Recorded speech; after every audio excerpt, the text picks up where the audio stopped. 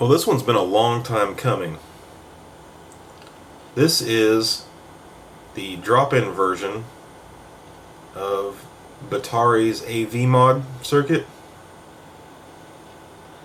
and I've been doing this mod for 5 years, maybe longer, and this is actually one of the first circuits that I actually put onto a PCB way back in the day, one of the first ones I ever tried to do. This is a drop-in version, and what I mean by that is we're going to have sockets and headers soldered to it,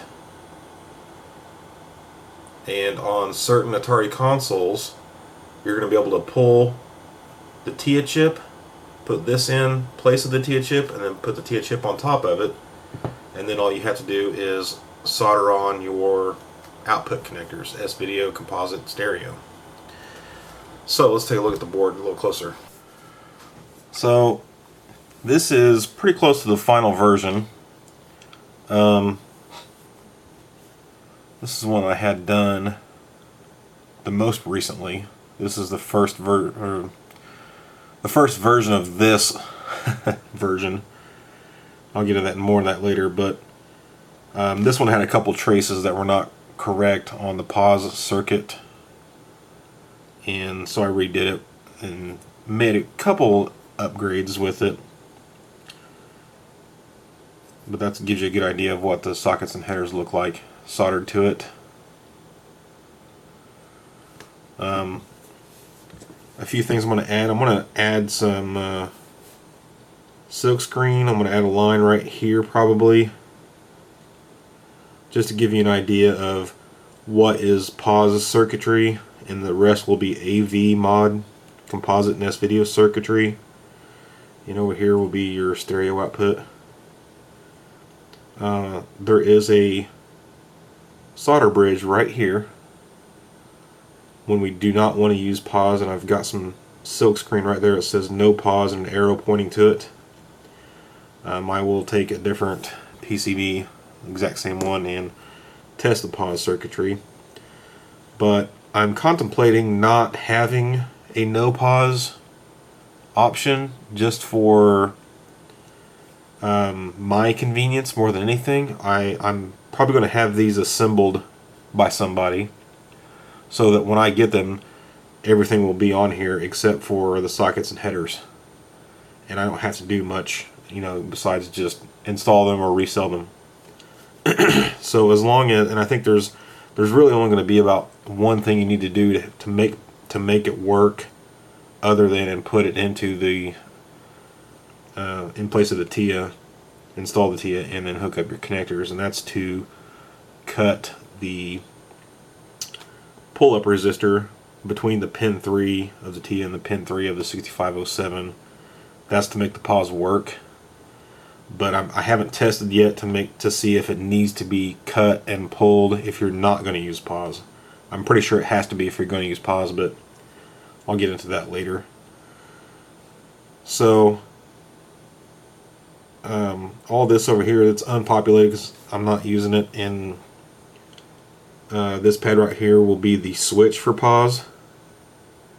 As long as you don't ground that, it will never pause, so it doesn't matter if all that circuitry is on there. The rest, this is a really couple tiny packages here, and if you don't have the right tools, it's pretty hard to solder, but I finally got to the point where I can do that pretty well, but I still don't want to do it to every single one that I sell. So that's why I'm thinking about having them assembled. The resistors are pretty tiny, and they could even go tinier yet. And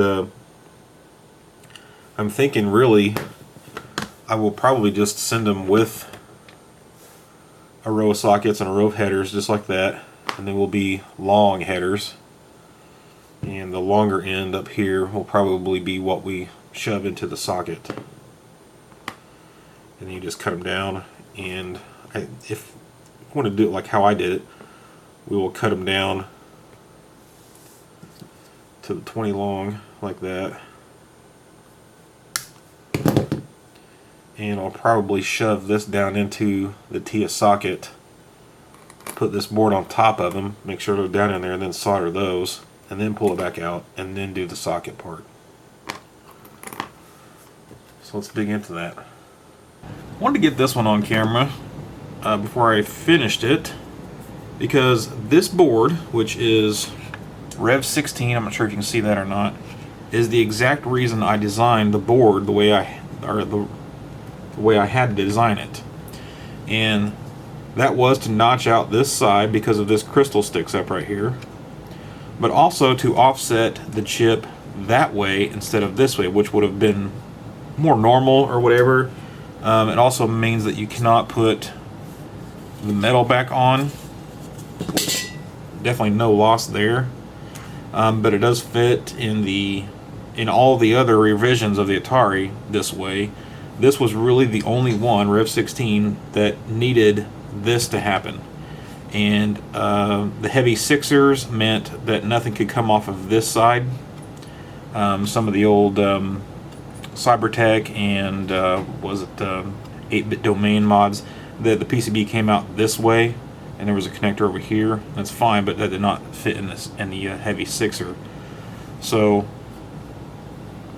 basically that's what it's going to look like when it's done. And then your wires will solder on to these pads up here, which I will make those thicker in the final revision. But I just wanted to show that's why the board is made the way it's made. Yeah, it's offset that way because of that as well. I could not get it to come this way and get pins in between there. So there you have it. Okay, here's your typical heavy sixer with the big aluminum housing. This is where the TIA chip went.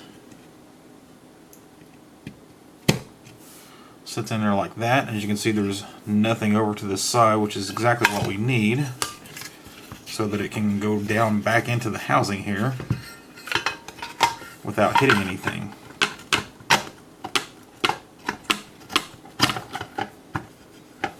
And I got the screws in there, so it's not going to flip. It's not going to fit flat down there like it normally does, but you get the idea.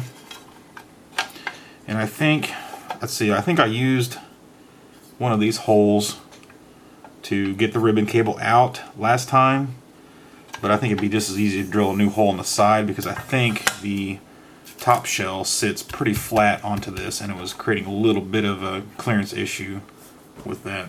But that's basically how it's going to sit inside of the sixer motherboard.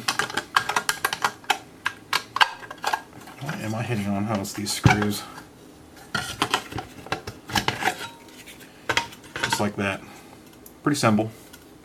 Alright, so I've pulled out the working drop-in AV board, and I put in a board that has all of the pause components installed, but the resistor is not pulled, and I'm not grounding the switch pad or nothing. And I've tried it on two different consoles, two different TIA chips, and this is all I get is just a gray screen, which leads me to believe that the resistor will have to be pulled, or I'm going to probably end up doing a different kind of a solder jumper pad situation where you solder two pads to use pause, or you solder one pad to not use pause. That seems to be the easiest solution, so you don't have to do more work to use less components. Or I should say, do more work to use less features, but also to make it much easier to actually change it to where you can use pause in the future. But if you do that, if you use the two solders bridges that way to use pause, then you will have to remove that pull-up resistor most likely. Well, here's a look at what I hope is going to be the final revision for the drop-in PCB. These were made with OSH Park, but I went back and put normal identifiers on the components so that I can make out a normal BOM, bill of material, so that I can have somebody else fab and assemble these. And then all I have to do is test them once they show up at my place. I think the only major thing besides the identifiers was the addition of these pads on the bottom right here. And all that's really going to do is make it to where you can use this board with or without the pause. So even though I'll probably have all of the components put on, you can actually solder those bottom two for no pause, and it'll work without having to hook up a switch and all that kind of stuff. So I'm gonna populate some boards here. I got 3 of them, and install a couple of them because somebody's already ordered them and bought them. And we'll I'll probably, let's see, since I've got the jumpers on there, I might go ahead and attempt to test the pause, just make sure that's all still working too. So I'll probably populate everything on here,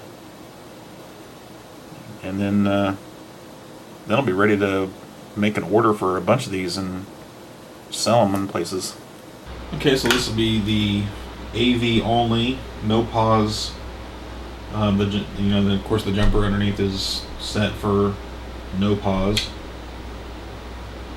and it looks like we got composite and s-video.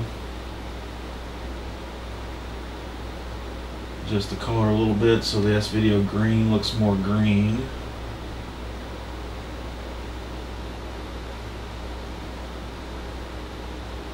What I mean by that is your looks like R213 on this one. This is actually adjustable, I believe, from underneath on most consoles. If not, you gotta take the top off, but that looks really good. I'm super happy this is finally working. The pause one I can't test on this one because this is a customer's console, and there is one resistor that I have to cut or pull so that the pause will work. I'll test that later. There shouldn't be any problems. It's not, the circuitry is not changed at all. So this might actually be the final revision I have got done, and I can actually start selling this board. I couldn't tell you how long I've been trying to get this thing done and ready for sale, but finally getting the physical dimensions down correctly so that it'll fit in more Ataris is what I really needed. Now it'll fit in all the 6ers and 4s. It will not go into a junior because the junior's TIA is actually turned around from the regular Ataris, so most of the board will be sticking out towards the front, and because of the shell there's no room for it. Clico Gemini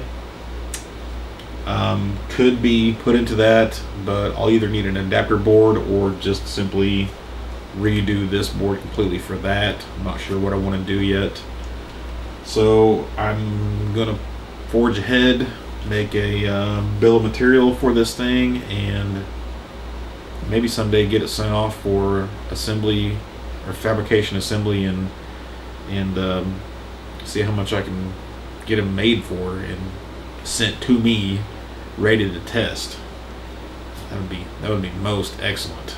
So stay tuned.